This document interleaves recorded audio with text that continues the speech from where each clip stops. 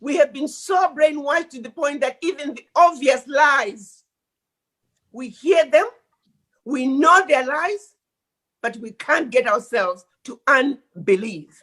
And we kneel down in front of the white angels, in front of white Jesus, who we know very well Jesus Christ was not white. We were systematically brainwashed. We were systematically put in the state of mind that we are in. The instructions that the missionaries were given in terms of how to deal with the African. Remember, when they came to Africa, they found very resistant people, very well-established religious, educational systems, people who were so strong that they didn't know how they could conquer Africa unless they addressed the issues of Africa from the core. So they set out a process of letting us believe that everything to do with Black and African was bad, and everything to do with white was better. White and European was better.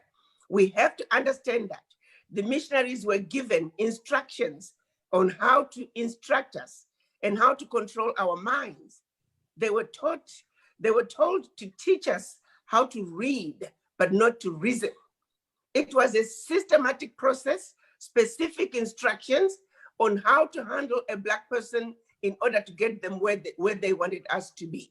They used the same process with the slaves on the plantations, where they began this process of divide and conquer, lighter-skinned people versus darker-skinned people, the straighter your nose versus the flatter your nose, thin lips versus thick lips. It was a process that we have been put through. We have been trained to self-hate. I use the example of religion, and I use an example of myself growing up in Zimbabwe. The British did not come to Zimbabwe until 1896. Prior to their coming, we did not know of white color or Black color. We were Africans. We were Africans. But the missionaries came in and they told us about Christianity. They told us about Jesus Christ. They told us about the angels who were white and the devil who was Black. Then they turn around and say, the angels are desirable. They do the wonderful things. We must aspire to be like them. And they said, oh, by the way, we may not look like this white sheet of paper. Besides, remember, they introduced the color white and the color Black. We didn't have that. So we know how Black looks like. We know how white looks like. But they turn around and say, the angels are white and we are white too. Never mind how we look. We may not look like this piece of paper, but believe we are white and we represent the angels. And you're Black. You may not look like this cover of my phone, which is Black, but you represent the devil. The devil is Black, the devil is evil. We all must run away from the devil. You don't want to represent the devil. Oh, by the way, you may not look like this Black piece of paper, but you're Black too. Then now let's go to church.